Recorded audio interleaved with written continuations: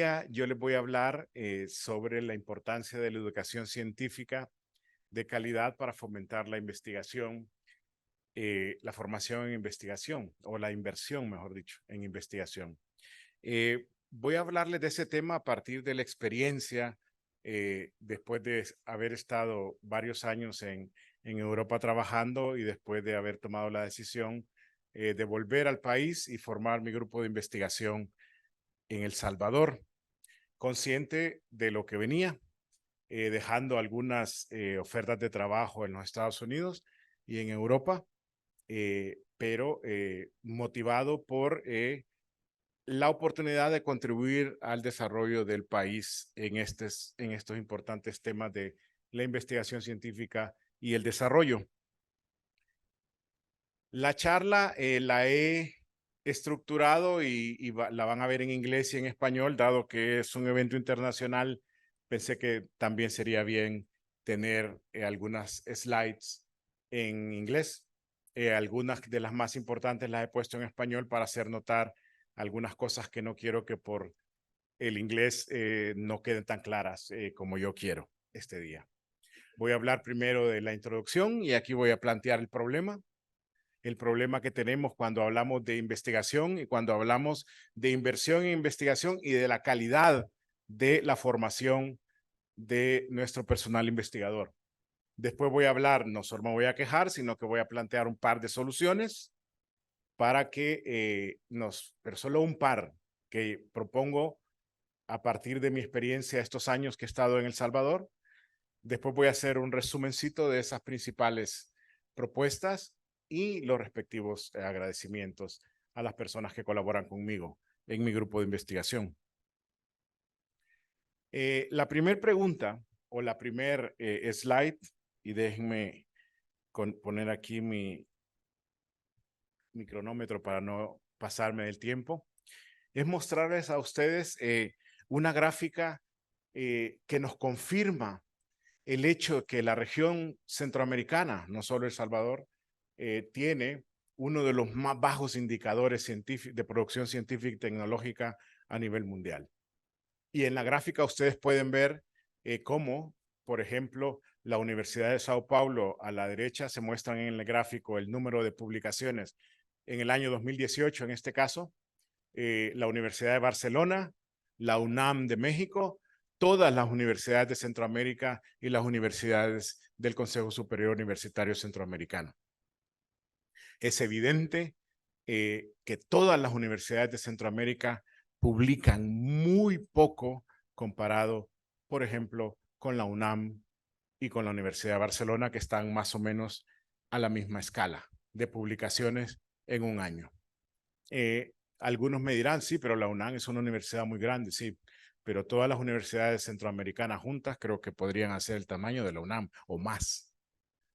Entonces, y la Universidad de Barcelona es una universidad europea, aproximadamente 75,000, 80,000, 90,000 estudiantes por ahí. Entonces, es una universidad que no es un poco más grande que la Universidad de El Salvador, un poquito más grande que la Universidad de El Salvador, donde yo trabajo. Entonces podemos ver exactamente que la UNAM y la Universidad de Barcelona aproximadamente publican un factor 5 más artículos que todas las universidades de Centroamérica. Imagínense El Salvador cómo quedará ahí abajo todavía. Y si lo comparamos con la Universidad de Sao Paulo en Brasil, pues sí, ya vemos la gran diferencia que hay, porque está más o menos al doble de la UNAM y de la Universidad de Barcelona. Entonces, esto, a pesar de todos los nichos, porque esto no quiere decir que no hay investigadores excelentes en la región, por supuesto que los hay. Hay nichos de excelencia en investigación en Centroamérica, pero no son suficientes para poder mostrar a nivel de indicadores de producción científica algún resultado mejor. Esto no ha cambiado en los últimos años. Otro importante indicador es el número de investigadores a tiempo completo por 1,000 trabajadores en la región. Y ustedes pueden ver al lado izquierdo, a mi lado izquierdo, que es a su lado derecho, pueden ver algunos países desarrollados, y al lado izquierdo pueden ver naturalmente algunos ejemplos de países en Latinoamérica. Lamentablemente no está El Salvador, pero El Salvador anda siempre alrededor de los números que Guatemala maneja. Entonces ustedes pueden ver cómo la cantidad de investigadores que tenemos trabajando a tiempo completo en nuestros países en Latinoamérica es mucho más baja que la que se muestra en algunos países desarrollados. Con eso podemos ir entendiendo por qué nuestros niveles de producción científica son tan bajos, ¿no? Este es un reporte de la UNESCO publicado en 2015. Y yo tenía la esperanza de que si veíamos el reporte el UNESCO Science Report del 2021, las cosas hubiesen mejorado un poquito. Y si ustedes se fijan, prácticamente, voy a volver atrás, solo para que le echen un ojo a los números, podemos ver que no, incluso algunos países hemos empeorado. ¿De acuerdo? Entonces, eso significa que desde hace muchos años quizás no estamos haciendo las tareas necesarias o desarrollando las políticas necesarias para poder fomentar la investigación científica y la producción científica a nivel regional y a nivel del Salvador. Ustedes pueden ver El Salvador. Allí, para 2015 y para 2018, El Salvador subió un poquito, ¿verdad? De 0.14 a 0.15. ¿De acuerdo? Pero ven que algunos países, por ejemplo, allí, por ejemplo, Uruguay parece que ha bajado, Argentina ha bajado un poquito, etcétera, etcétera. Pero quedémonos con Centroamérica. Y en Centroamérica, El Salvador, Honduras y Guatemala son los que tenemos los peores números, ¿verdad?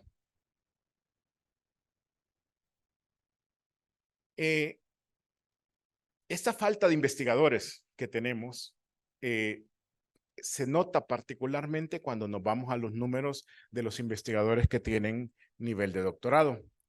Y aquí para algunos podría parecer un poco raro, son investigadores que no tienen nivel de doctorado, porque en muchos lugares del mundo el doctorado es la formación de personal investigador.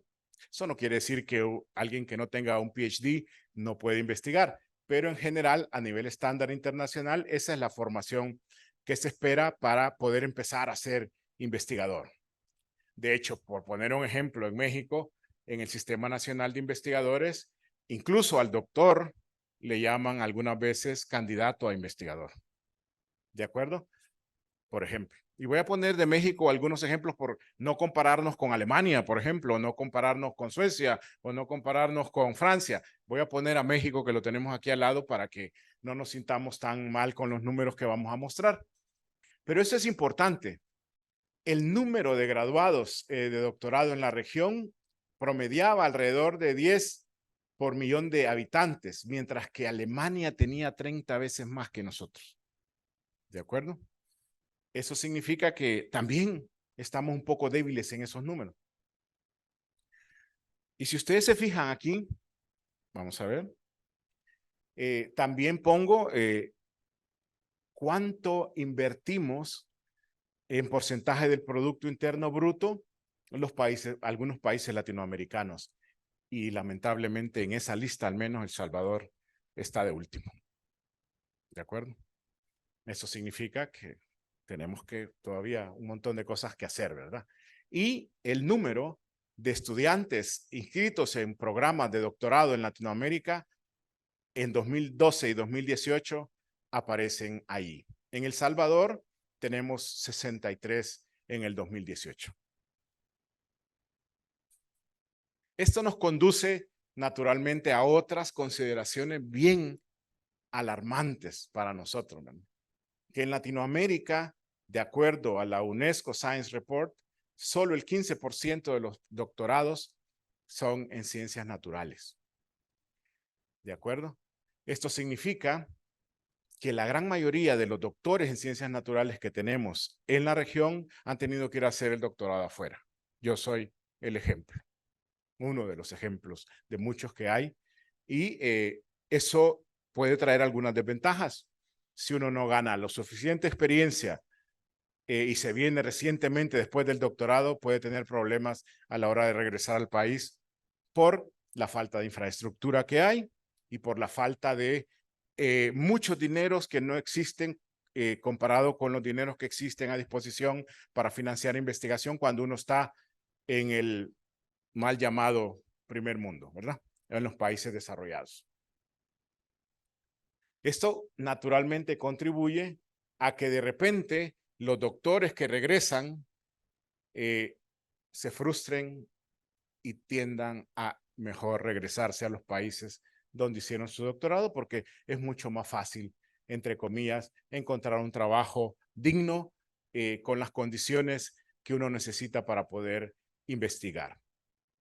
Hace más de 30 años, mi buen amigo, el doctor Violini, de la Universidad de Calabria, estimó que solo una persona que se fuese a estos países, lo que conocemos en inglés como el brain drain, que es la fuga de cerebros, traduciéndolo al castellano, cuesta alrededor de $1 millón por persona.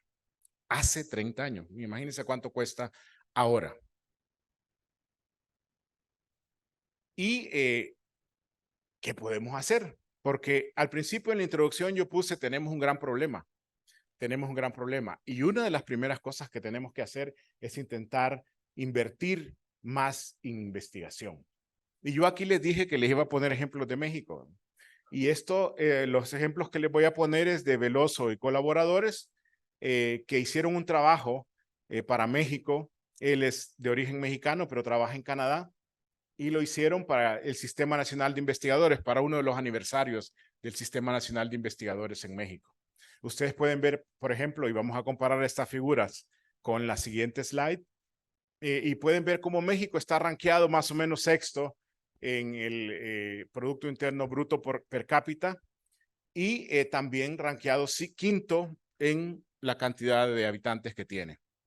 Y si lo vemos eso y lo comparamos con la siguiente gráfica, nosotros podemos ver también que México está más o menos entre quinto y sexto si comparamos con todas estas curvas que aparecen ahí, que no es más que el gasto bruto en investigación y desarrollo experimental para diferentes países latinoamericanos y de otras regiones. Podemos ver arriba Argentina, Brasil, Chile, China, está México, obviamente, Polonia, Turquía, Corea del Sur, España, Estados Unidos. EU es Estados Unidos, no es European Union.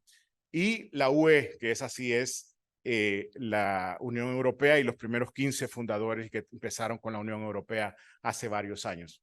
Ustedes pueden ver también cómo México aparece más o menos en la misma posición que tienen en la inversión de gasto bruto en investigación y desarrollo experimental, como con, digamos, otros indicadores económicos y de desarrollo.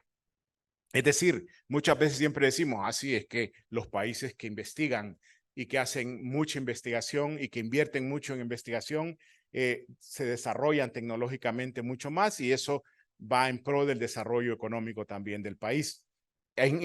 Con estas tablas, y me gustaron mucho del doctor Veloso, perfectamente podemos ver cómo para México esta situación se cumple. También, además de que tenemos que invertir más en educación, porque estamos un poquito abajo de México, ¿verdad? Y muy abajo de otros países un poco más desarrollados que nosotros, también tenemos que trabajar en que tengamos profesores universitarios con grado de doctor y con experiencia postdoctoral. Esto garantiza la calidad del entrenamiento de los profesionales que vamos a hacer en las universidades. Y es una práctica común en los países más desarrollados que nosotros. Es decir, en la gran mayoría de los países más desarrollados que nosotros, un profesor universitario tiene experiencia postdoctoral de varios años para poder llegar a la peor categoría de profesor universitario, que es, si comparamos con el sistema de los Estados Unidos, el assistant professor, en el que el profesor todavía está a prueba durante 5 años para poder tener lo que se llama una posición tenure, es decir, permanente para siempre. Desafortunadamente, en El Salvador, la ley de educación superior no promueve eso, la actual ley de educación. Y ahí he puesto en el cuadro rojo, por ejemplo, la ley de educación superior vigente en los artículos donde aparece que el profesor universitario tiene que tener al menos el grado académico de lo que va a enseñar. Es decir, un recién graduado puede ir a dar clases a la universidad y está bien aquí en El Salvador, ¿verdad? Eso naturalmente va en detrimento de la calidad de lo que podría ser si una persona con experiencia, con muchos años de experiencia postdoctoral puede traer a una universidad si trabajase en ella. Pero hay que decirlo, que parece ser de que se está trabajando una nueva ley de educación superior. Lo lamentable, sin embargo, es que parece que esa ley de educación superior tampoco contempla ni propone una mejora a ese punto. Y esa es una de las cosas que todavía estamos a tiempo, que podemos naturalmente controlar y proponer. Y creo que es algo que vale la pena hacer en los próximos meses si queremos algún cambio en los indicadores de producción científica y tecnológica, pero más importante aún, en el desarrollo económico y social del país o de la región. Una tercera cosa que podríamos proponer es mejorar el entrenamiento de los investigadores. Y yo aquí traigo un ejemplo claro de cómo forman a los investigadores en esos países más desarrollados. Ellos estudian un bachelor después del proceso de Bolonia, por ejemplo, en Europa también existen esos grados académicos que existían en el sistema anglosajón. Un máster que dura 2 años, el bachelor 3 o 4, dependiendo del país, y después el doctorado que dura entre 3 y 4 años, algunas veces se tardan más, ¿verdad? Depende de la suerte que tenga uno de tener los resultados esperados, y después hacer algunos postdoctorados para poder tener la experiencia suficiente de investigador independiente para poder trabajar como investigador, por ejemplo, en una universidad, como profesor universitario. Yo hago notar allí que el bachelor y el máster equivale prácticamente a los estudios de la licenciatura o una ingeniería en nuestro país y en muchos países de Latinoamérica. Eso naturalmente aquí en El Salvador parece que se nos olvida un poquito, y en la siguiente slide yo voy a comentar un poco acerca de eso, cómo podremos interpretar los estudios y los grados académicos que tenemos aquí. Lo que me interesaba en este slide mostrar es que en el proceso de entrenamiento hasta llegar a los niveles postdoctorales, nosotros, si somos los que nos estamos formando, vamos a profundizar en el área y en un problema del campo del saber que estamos trabajando. También vamos a aprender a escribir y preparar documentos científicos dentro de los que están los artículos científicos. También a escribir si el profesor nos da chance, y nuestro advisor, nuestro asesor también, que es lo más normal en un grupo de investigación normal, vamos a aprender a preparar propuestas de investigación y vamos a aprender a ganarnos dineros para esas investigaciones. Vamos a aprender a publicar, y hay un montón de otras cosas más que vienen por añadidura a la hora de hacer este proceso de entrenamiento. Esto prepara a los investigadores a tener las herramientas suficientes para aplicar a dineros para sus investigaciones y para crear grupos de investigación, que es algo que también es una tarea a realizar, y programas de doctorado que casi no tenemos. En los últimos años lo que hemos hecho es enviar estudiantes al extranjero a hacer sus doctorados. Eso no necesariamente es la estrategia más sostenible a la hora de querer hacer investigadores en un país. Y eso hay muchos ejemplos que lo muestran, ¿verdad? También tenemos que aprender a crear grupos de investigación, pero lo más importante, a financiar proyectos de investigación, a ganarnos los grants, los dineros para poder investigar y no esperar que nuestra institución nos dé dinero para eso, que es una leyenda urbana más o menos bien establecida en El Salvador, que muchos profesores universitarios decimos que no podemos investigar porque la universidad donde estamos no tiene dinero para eso. Un profesor universitario en las universidades reconocidas del mundo muestra su capacidad de ser investigador trayendo dinero de fuera. Los extramural funding que vienen de un montón de instituciones extranjeras o nacionales, pero no de la institución en la que uno trabaja. ¿De acuerdo? Aquí les mostraba yo, por ejemplo, y esto lo puse en español, en El Salvador solo aproximadamente el 3% de los profesores, de acuerdo al Ministerio de Educación, este es el último reporte que tenemos a disposición en el sitio web del Ministerio de Educación, donde se muestra que el porcentaje de docentes con grado de doctor, PhD, nivel de posgrado significa eso, es alrededor del 2%. Eso es bien débil, ¿verdad? Entonces es importante mejorar la cantidad de doctores en las universidades, pero no solo de doctores, ¿verdad? En realidad deberíamos de mejorar la cantidad de postdoctores en nuestras universidades para garantizar la formación y la investigación de calidad. Naturalmente, no podemos fomentar dar dineros cuando no tenemos las personas cualificadas para usarlo de la mejor manera. Eso es algo bien importante que no se nos tiene que olvidar. Y aquí voy a lo que decía anteriormente. Parece que no se entiende el significado del grado de licenciatura y hay confusión sobre los grados académicos a obtener para llegar a un doctorado. Yo tuve muchos problemas, montamos un programa de doctorado aquí y tuve muchos problemas para que la gente entendiera que después de la licenciatura, después de estudiar 5 años o 6, nosotros podríamos saltar al doctorado. Y eso lo hacían muchos países en el mundo. Yo estudié también en Alemania y tengo también un diploma físico. Y hay mucho, España tenía la licenciatura anterior, ¿verdad? No la licenciatura de los últimos años, en el que le quitaron el trabajo de investigación. Entonces, pero también Suecia, también Holanda, también Francia es un caso especial. Naturalmente no voy a hablar de eso, porque ahí tenían un montón de grados académicos antes, la licencia, el matriz, el diploma de estudios a profundidad, etcétera, que era el equivalente a la licenciatura nuestra. O sea, tenían 3 grados académicos antes. Pero aquí a lo que voy es que mi experiencia me ha mostrado de que aquí en El Salvador todavía no entendemos eso, que la licenciatura que, digámoslo así, nos impusieron los españoles en su momento, cuando fundaron las universidades aquí, nos podía dar el acceso al doctorado directamente. Así como lo hacía Alemania hasta hace poco, como lo hacía España hasta hace poco, como lo hacía Holanda hasta hace poco, como lo hacía naturalmente, creo que Suecia también lo hacía hasta hace poco. Un grado académico de 5 años, que la gente se tardaba, no 5, sino que 6 o 7, con una tesis que era equivalente a la maestría. Aquí todavía estamos peleando por entender eso y hacemos que nuestros estudiantes hagan una licenciatura o ingeniería y después una maestría de 2 años más para poder llegar al doctorado. Eso genera varias desventajas. Primero, el gasto del Estado salvadoreño en estar estudiando más años. Segundo, el gasto para la familia si estudian en una universidad privada.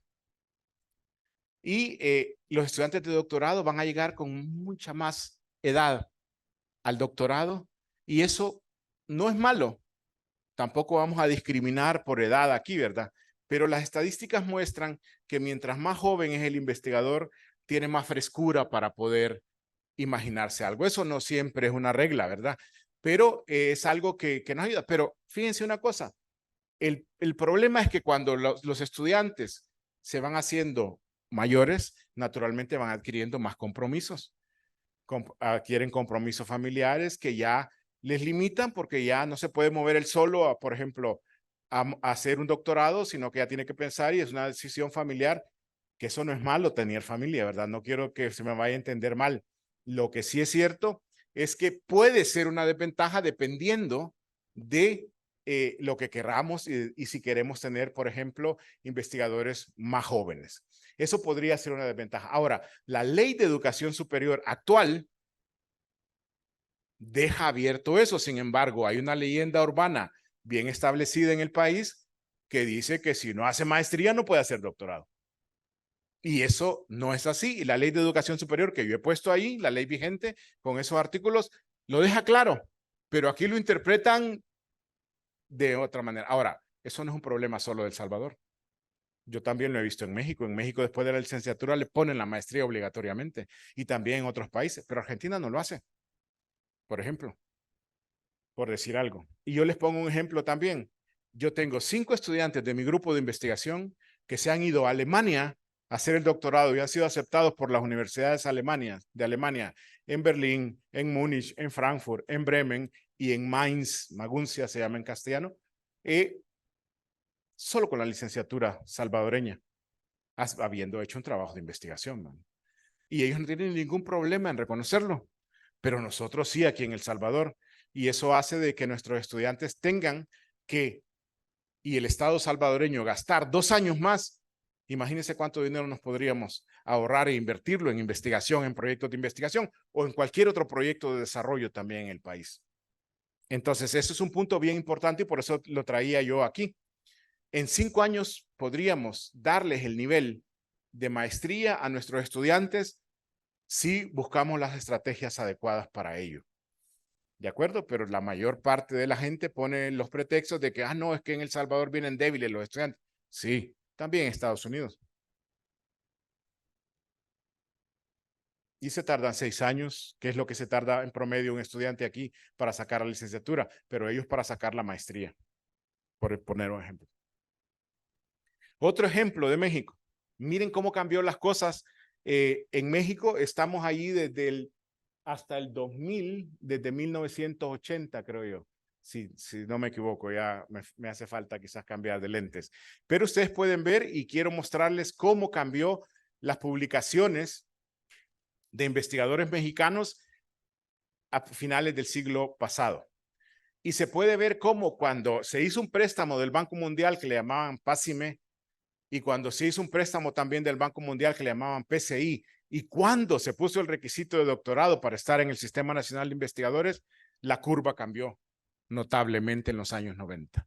Y cómo el nivel de publicaciones subió enormemente solo con esas 3 cosas que estoy poniendo ahí. Naturalmente hubo más cosas que sucedieron, pero este es un buen ejemplo de cómo con algunas políticas públicas bien pensadas, nosotros podríamos, como México, aumentar nuestra producción científica y promover que la gente se forme al mejor nivel posible para la investigación científica.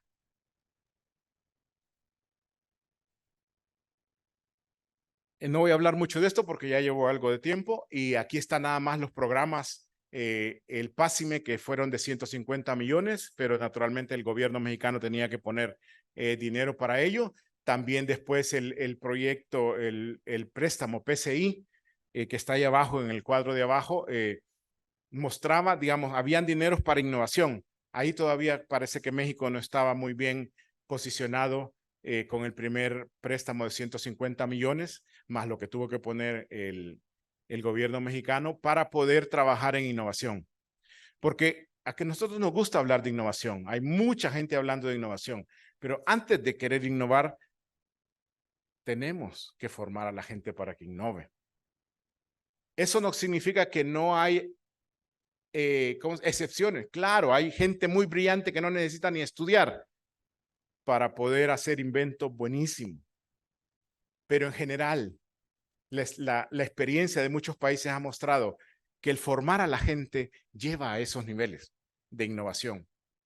Es decir, no quiere decir que no vamos a intentar innovar en este momento. Tenemos nichos de buena investigación ya y podemos innovar, pero también tenemos que, para poder tener una innovación más masiva, digamos, en el país, tenemos que formar a la gente. Y este es son ejemplos nada más que yo traía para que nos pongamos a pensar cómo podríamos nosotros generar políticas públicas y préstamos si queremos, ¿verdad? También con entes como el Banco Mundial, aunque hay muchas otras estrategias, pero solo por poner el ejemplo, ¿verdad? En el 84, en esta cajita que les he puesto ahí, está cuando se fundó el Sistema Nacional de Investigadores y eso vino naturalmente a mejorar la calidad del ingreso que tenían los investigadores en ese momento. Y fue una estrategia del gobierno mexicano para poder dignificar los salarios y tener incentivos para los investigadores. Sin el Sistema Nacional de Investigadores, muchos investigadores mexicanos tuvieran que haber ido del país y solo con eso lograron quedarse y han logrado contribuir al desarrollo y todos los pasos adelante que México lleva, por ejemplo, comparado con la región centroamericana en investigación, ciencia y tecnología. Y por eso ponía yo ahí abajo, es necesario mejorar los salarios de los profesores universitarios y crear incentivos para los que investigan. Eso no existe en la actualidad. Y ustedes no me dejarán mentir, algunos de ustedes quizás dan clases, hora clase en alguna universidad y les pagan un salario ridículo. Muchas veces. Otras veces no, ¿verdad? Depende del programa. Pero eso no es digno. Eso no es digno. Entonces, y los salarios del personal de tiempo completo tampoco es digno. Yo tengo la suerte de estar en la universidad estatal, donde están los mejores salarios de las universidades que existen en el país, por suerte. Pero tengo colegas de universidades privadas con los que colaboro que me cuentan que ellos con una gran experiencia ganan mucho menos que la peor categoría de profesor universitario en la Universidad de El Salvador. Eso no incentiva a nadie, ¿verdad? Eso no incentiva a nadie. Lo que tienen que hacer ellos es buscarse un montón de trabajos y no les queda tiempo para investigar, entre otras cosas, ¿verdad? Entonces, eso va en detrimento de la investigación científica y los avances en la investigación científica en el país. Como otra propuesta para resolver los problemas, tenemos que tener convocatorias para proyectos de investigación. Esto lo tiene, por ejemplo, la National Science Foundation, la Deutsche Forschungsgemeinschaft en Alemania, el CONACYT de México. Y aquí podríamos tener algo similar, ¿verdad? También, ¿qué otra cosa necesitamos?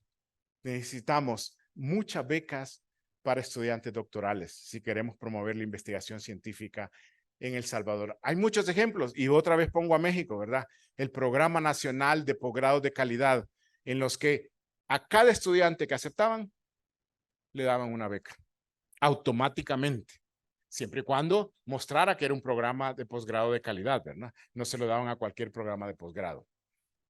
Eso naturalmente hizo de que mucha gente se quedara en su país para poder hacer investigación científica. Y para ir terminando, les he traído un par de ejemplos y un par de datos. Primero, los datos nos han mostrado lo débiles que estamos en algunos indicadores y los ejemplos de las posibles soluciones nos muestran algunas cosas que podríamos hacer. Y sabemos que necesitamos invertir más en I más D más I. También promover que los profesores universitarios tengan doctorado y postdoctorado. Lo último es lo mejor, ¿verdad? Necesitamos mejorar la formación de nuestros investigadores, así como lo planteé en algunas de las slides. Necesitamos crear programas de doctorado. No es sostenible estar enviando investigadores afuera.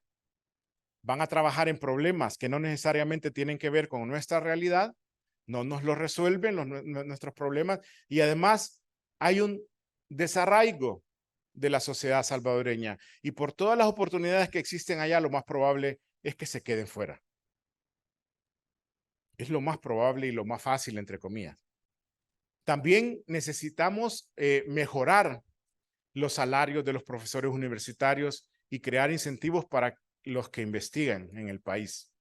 Es necesario generar políticas públicas y les puse un par de ejemplos de México nada más para que pensar, esto podríamos hacer también. No tenemos que inventarnos unas cosas, pero sí podemos hacer otras cosas que den mejores resultados a partir de la experiencia de los amigos mexicanos. También tenemos que implementar convocatorias para proyectos de investigación. Es muy poco lo que hay. Tenemos que recurrir a convocatorias internacionales y eso está bien, pero está mal que no los tengamos aquí en el país, como lo hacen en otros países. Sí podemos o tenemos que implementar programas de becas para estudiantes de doctorado. Solo me resta agradecer a mi grupo de investigación, naturalmente, y aquí están más alegres, celebrando algún éxito que tuvimos. Yo creo que habían aceptado un paper de uno de mis estudiantes, y naturalmente a todas las instituciones que aparecen aquí, que financian la investigación que hacemos en el laboratorio de espectroscopía óptica y que me permiten también, junto con todo el trabajo que mis estudiantes graduados y undergraduate hacen, que yo también pueda dar conferencias de este tipo de cosas que no son física y espectroscopía óptica. Espero que algún día también les venga a dar una conferencia, aunque ya se las di alguna vez en alguna serie de conferencias, pero pero este día me tocaba hablar más de política científica que otra cosa. Muchas gracias. Muchísimas gracias, profesor. Bueno, está el espacio también para las preguntas y comentarios, doctora Sandoval. Bueno, es un gusto tenerlo de nuevo aquí, profesor Udamas. Gracias. Y un gusto enorme que un profesor de física venga a plasmar la realidad en todas las áreas de la ciencia que tenemos en el país. Pienso que la realidad nacional en este tema, como en muchos otros, es una oportunidad de cambio y que no podemos seguir haciendo más de lo mismo. Gracias. Que es urgente este punto de vista del cambio de la currícula para la formación de investigadores de alto nivel. Mientras eso no suceda, no vamos a poder tener una masa crítica de científicos que de verdad resuelvan los problemas de salud de nuestro país. Mientras eso no suceda, tenemos que seguir pidiendo ayuda a manos amigas para que gente joven vaya y tenga ese choque cultural que muchos de nosotros hemos tenido al salir de nuestra patria. Eso en primer lugar. Pero yo quiero poner dos cosas sobre la mesa que siempre digo y a veces incomodan un poco a la academia. Pero me encanta decirlas porque son verdades. Incómodas, pero verdades. Las universidades aún no centran sus currículas en dos importantes cosas. La investigación como un eje transversal de la formación, no vista de forma sistematizada. Entonces, la investigación no es vista familiarmente como una amiga del profesional que está formándose. Y lo más importante, tampoco la ética de la investigación es un eje transversal de la formación de nadie, ni siquiera de los investigadores que deberían conocerlo. Esta mañana hemos tenido una conversación muy interesante con el profesor Parini sobre la ética. Muy intelectual también.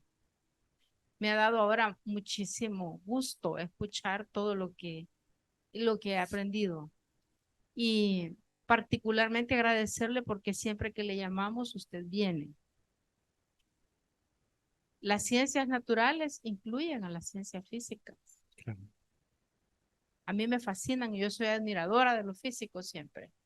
Así que esta es su casa. Gracias. Gracias, me alegro mucho por el comentario, porque es parte de la formación, naturalmente, toda esa parte ética de los investigadores, pero que así como la formación e investigación no está tan presente en nuestras universidades, tampoco está la parte ética. Y eso naturalmente nos puede acarrear muchos problemas o nos está acarreando ya muchos problemas. Esa parte ética naturalmente la podemos ver también en países más desarrollados, ¿verdad? Y por la publicadera a la que están sometidos muchos investigadores, algunos en los países desarrollados también se ven sometidos a esa presión que lo llevan a no considerar cuestiones éticas a la hora de publicar y publican datos falsos, publican cosas que no son ciertas, falsean los datos y eso naturalmente cuando no tenemos formación en investigación todavía se vuelve más crítico y entonces esa parte yo creo que es una de las cosas y yo espero y por eso regresé a El Salvador, ¿verdad? Para encontrar personas como usted, doctora Sandoval, y gente investigadora del Instituto Nacional de Salud con los que ya me he reunido, porque mi grupo de investigación también tiene líneas de colaboración con ciencias de la salud. Entonces estamos ya allí intentando empezar algunos proyectos con el Instituto Nacional de Salud y me interesa mucho porque estos temas que les traje hoy no solo son para físicos, ¿verdad? Como lo dijo la doctora Sandoval, sino que son para todos nosotros, para toda la comunidad científica del país. Y yo sé que aquí la mayor parte son de ciencias de la salud, pero naturalmente la investigación es la investigación y ahí no vamos a diferenciarla entre física y medicina, ¿verdad? Hay muchos físicos que se ganan el premio Nobel de medicina, por ejemplo. Sí, claro. Dos gotitas de agua para el aceite que está hirviendo ahorita. Una, mientras la investigación siga siendo únicamente un requisito de graduación, no vamos a tener impacto. Sí, ni vamos a crear interés en los jóvenes por la ciencia. sí. 2, alguien dijo por ahí en una conferencia magistral muy interesante que la mala ciencia no es ética. Yo digo que no todo lo científicamente correcto a veces es ético. Claro.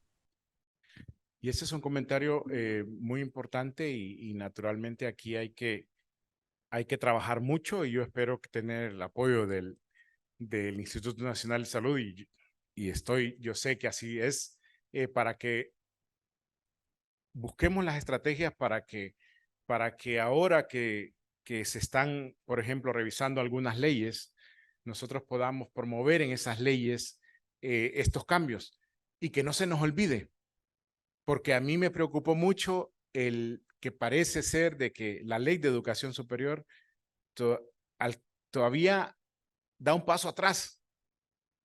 Empujemos para que eso no suceda. Todavía estamos a tiempo y eso tenemos que buscar las estrategias y yo espero que ahí la doctora me ayude para que podamos incidir como científicos, como investigadores, con experiencia para poder tener una ley de educación superior que nos permita avanzar y no retroceder. Tenemos 3 participaciones acá presenciales. Había solicitado el doctor Parini, luego la embajadora y después el doctor Fuentes. Y hay 2 interrogantes por escrito. Okay. Adelante, profesor. Yes. Thank you. First of all, I apologize because I cannot speak Spanish, and so I will have in English. And I think I almost got everything about your presentation, and is actually very, very interesting. And when I was looking at you, it remembered me parallel to Italy, because I'm actually From Italy. Yes, Okay. I'm actually come from Italy, but I've been in the last 32 But you mean years. from Italy a Bologna. couple of years ago? From, Yeah, Mhm. 32 years ago. 30 years ago. Okay. So there is because also in Italy we are discussing a lot about what you call or what is called brain drain. Mhm. And then after 32 years in Sweden, I said that brain drain is a natural thing, because there will always be people like me that will go abroad and never come back. Exactly. Brain drain is a problem where you don't have a brain refilling, Mhm. because the problem is this one, that I have succeeded in moving like more than 10, 15 students from Italy to Sweden to do their postdoc, Exactly. but only 2 from Sweden to Italy. So everything you say is really true. You have to rethink all the system, but also make the system in a way that also is easy accepting brain from abroad. Exactly. Because at the Karolinska, the majority of the people is like me. We are not born in Sweden. Exactly. But we have, and as in Italy now, and this is unfortunately is a problem of a Latin-speaking country, because at Karolinska, everything is 2 language, English and Swedish. Mhm. And I say not Swedish and English, but it's the opposite. That attracts a lot of people. So that's when the brain drain get a problem. We Exactly. do not have and that's why, for instance, in Italy, I'm working also with the University of Milan. Exactly. They started PhD program in English, open to Italian and students from abroad. From abroad. Because those students from abroad, they will stay there and they will teach you something else. It's the same in Germany. In Germany, there are a lot of the PhD. You can make the PhD in English. And also I saw something in your, if I understood right, you said that the PhD is a cost for the family. Uh-huh. In Sweden, PhD is not anymore education, is research education Exactly. because it's paid. Yeah. And actually, it is also paid Mhm. quite good in a way. So there's a big difference. Exactly. A very good way to attract people to get the PhD Mhm. is that you give a salary. Well, normally you get also some funding for your family if you bring your family with you, for instance, in many countries. I think this is a very good point. This is a very good point. I was talking here about the sustainability. And this is thank you for your comment, because I don't want that the people understand what another thing. Of course, go abroad is fine, because to accept people from abroad is also fine. This is one of the strategy of the United States. Many researchers in the United States are from abroad, are not Americans, or from the United States, no? Are not American. And then, and this is a very good point in order to have a lot of different ideas in order to innovate in something. Because with different culture, with different training, with different schools, for instance, they are working together on make very incredible things. No? And that's a very good point, what you said. And I think I agree with you. We need to go abroad in order to get experience. For instance, normally in many countries, what you do is to make your postdoc abroad, for instance. And this is a very good point, and it's fine for your CV for later, because you have international experience. And when you have international experience, you can get many good things from every country where you are. For instance, I had the opportunity to work in Germany most of the time, but also in France and Spain. I was impressed how the Spaniards, for instance, made the same thing as the Germans, with different infrastructures, with different strategies, and with different way of work. You can get the good things from every systems, and in this way you can come back, for instance, in my case, to El Salvador, and to apply all this experience to work and to have success in our country, especially in this kind of thing. But that is true. We have to make a sustainable interchange.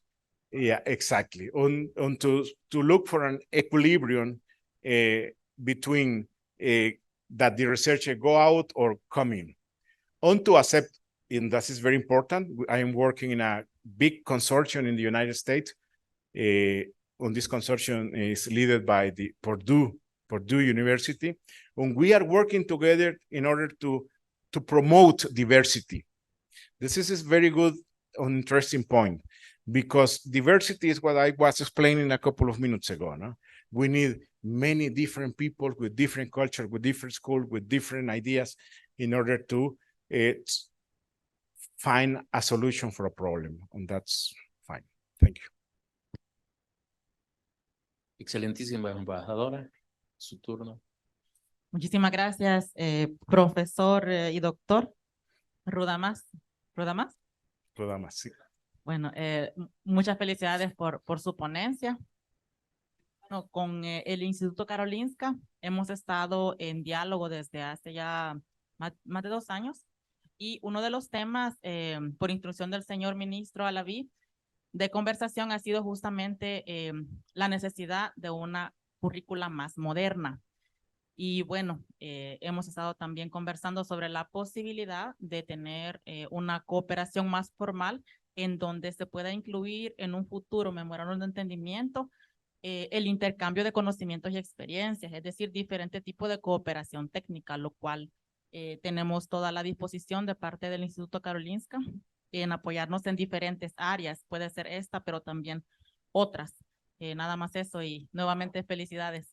Yo me alegro y muchas gracias también por estar aquí ustedes, porque es muy importante este tipo de colaboración. Especialmente yo he estado en Malmö, por ejemplo. También he colaborado con gente de otras ciudades de Suecia, he visitado Suecia también y tenemos, por cierto, yo coordino una red de investigadores para el desarrollo de las ciencias naturales en Centroamérica y tenemos un par de gente que ha estado trabajando en el Hospital Karolinska. Ya les puedo después buscar el contacto, naturalmente. Ella es originaria de Guatemala, pero como es una red de toda Centroamérica, ya tenemos contacto, por ejemplo, con gente de Suecia y está en nuestra red. Y naturalmente estamos muy interesados en colaboraciones. Yo soy el enlace también del Servicio Alemán de Intercambio Académico, el Deutscher Akademischer Austauschdienst. Y entonces trabajamos también con Alemania, trabajamos con Estados Unidos y con muchos países de Latinoamérica también. Y podemos naturalmente, me gustaría naturalmente colaborar y trabajar con ustedes para ver cómo podemos implementar una colaboración multidisciplinaria, pero también en el área de la física, porque también tengo contactos en física en algunas universidades, por ejemplo en Gothenburg, por ejemplo, y con las que podríamos colaborar perfectamente. Y naturalmente me interesa mucho el área de aplicaciones de física en salud.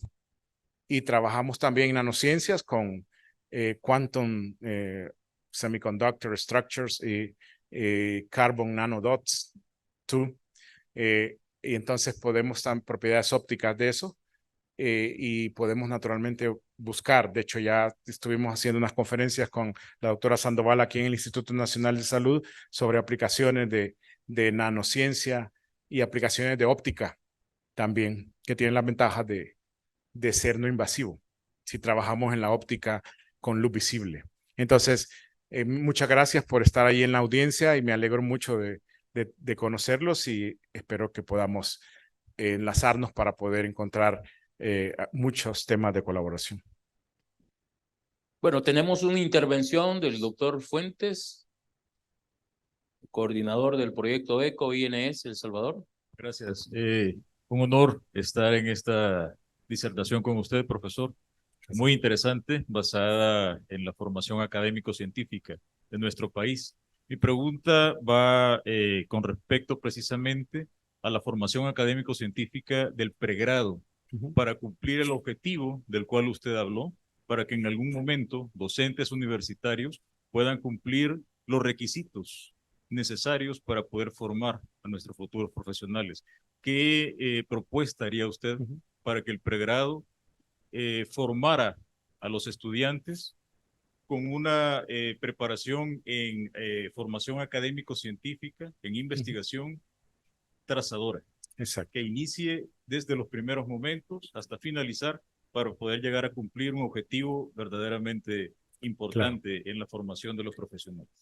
Muchas gracias, muchas gracias. Es una muy buena pregunta. Y yo empezaría, por ejemplo, para poder admitir a estudiantes de pregrado, no les haría un examen de conocimientos como lo hacemos en El Salvador.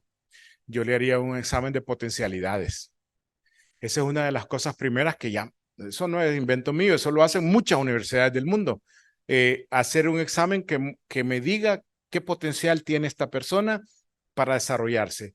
Si encontramos el potencial, podemos buscar las estrategias para enseñarle, aunque tenga ciertas debilidades en algunas asignaturas, eso se puede recuperar por toda la motivación que estas personas con gran potencial traen y así poder diseñar estudios que lo lleven a obtener el nivel mínimo necesario para poder decir, ahora voy a empezar a investigar o me voy a poder llamar, por ejemplo, físico, en mi caso, en el caso de mi especialidad.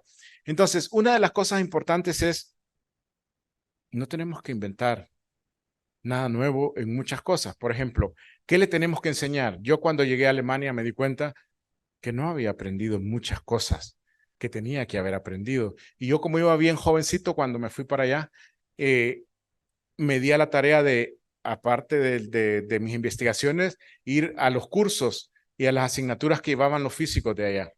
Y me di cuenta de que me habían dado quizás un 30% de lo que debería de haber aprendido. Entonces, eso me motivó porque ahí fui tomando notas y ahora lo estamos aplicando para hacer el cambio curricular en la carrera de física. Y entonces, con la experiencia de la tradición alemana que tiene desde hace muchos, muchos años. Entonces, ahí no tenemos que inventar mucho. eso funciona. Y ya vemos cómo Alemania, los niveles que tiene Alemania en ciencia y tecnología. Y eso es otra estrategia que estamos siguiendo. Yo creo que ahí tenemos que agarrar de la experiencia. Y eso es una cosa que todavía no logro entender porque en el país no se hace, porque uno solo se mete al MIT o a Stanford o a la Universidad Ludwig Maximilian o a la Universidad de Gothenburg y ve ahí todos los planes de estudio y puede seguir, miren, el currículum de las asignaturas, y uno podría perfectamente tomar esa. Yo creo que esa podría ser otra estrategia que nos puede servir mucho sin pensar demasiado, y lo podemos hacer rápidamente. No tenemos que hacer todo un proyecto para hacer el cambio curricular en unas cosas. Otras veces sí, ¿verdad? Porque también no solo vamos a copiar, hay que ver las cosas buenas y las cosas que funcionaron, ¿verdad? No solo ir a copiar un currículum, sino que ir a ver los análisis y las evaluaciones que han hecho, y a partir de eso también no cometer los mismos errores que se cometieron, y así aprovechar toda la experiencia que los países que nos llevan muchos años adelante ya vivieron. Esa es una de las cosas. La otra cosa es la formación. Para poder mejorar el nivel undergraduate, el nivel de no graduados, aquí tenemos que tener profesores que hablen desde la experiencia.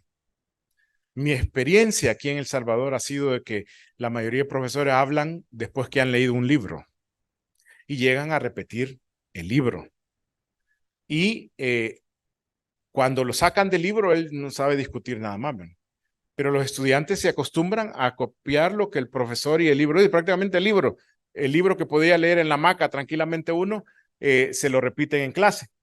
Entonces, eso es diferente cuando hay profesores que vienen y le hablan del tema porque han investigado muchos años en el tema y no vienen a recitar un libro, sino que a contarles de cada tema la experiencia que ellos tienen sobre ese tema.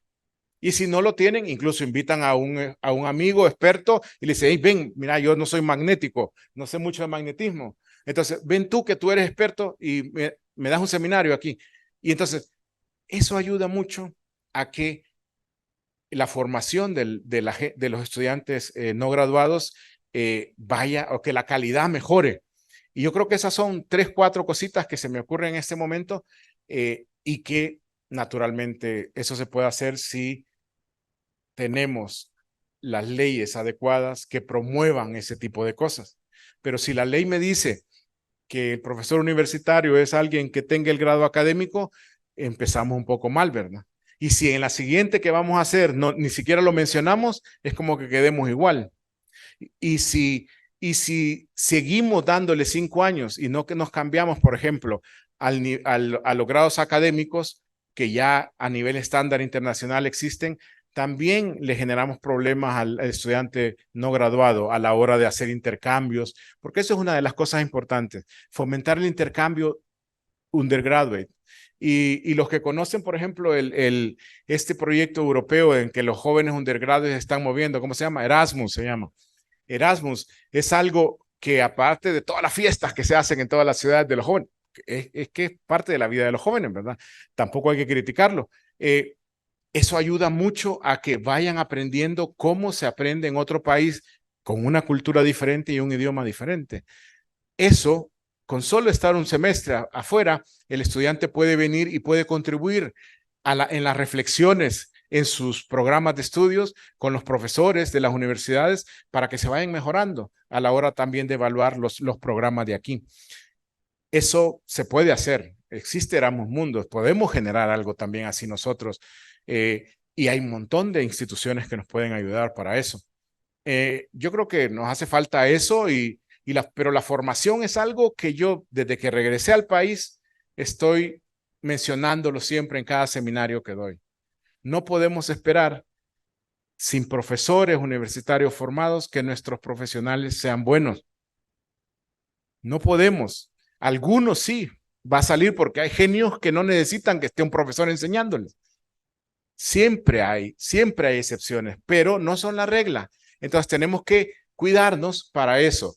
Yo creo que la formación es lo más fundamental. Los profesores con formación, pero no con formación, porque aquí lo pensaban, por ejemplo, yo venía, el doctor Rudamas, cuando yo regresé, pensaban que sabía todo. No, yo sé 3 cositas de lo que yo investigué. Y después aprendí más con los postdoctorados. Solo por ponerles un ejemplo, en Alemania, el profesor universitario, para poder ser profesor universitario, tiene que hacer al menos 6 años de postdoctorado. 6 años. Es decir, otros 2 doctorados más, por decir algo. Solo para poder acercarse a dar una clase al estudiante. Y yo recuerdo tener un compañero en el grupo de investigación en el Instituto de Física del Estado Sólido de Bremen que temblaba porque era el asistente del profesor y ya tenía más de 6 años de experiencia postdoctoral, pero no era profesor. Entonces él se ponía nervioso a la hora de ir a cubrir al profesor porque tenía un viaje al extranjero, porque él sentía que moralmente todavía no estaba formado para eso. Solo para poner un ejemplo, pero aquí con una licenciatura nosotros nos sentimos súper bien y contamos de todo, ¿verdad? Y nos inventamos lo que sea si nos lo preguntan, y eso va en detrimento de la calidad de los estudios de undergraduate. Entonces yo creo que esas 4 o 5 cosas son cosas que podemos intentar, pero necesitamos la ayuda de las leyes que nos digan, hey, profesor universitario puede ser aquel que tenga niveles postdoctorales y tener una carrera muy parecida a las que tienen muchos países ya que lo han hecho y mejorarlo todavía si encontramos puntos de mejora, porque todo tiene cosas que mejorar. Entonces, tenemos una gran oportunidad, como decía la doctora Sandoval.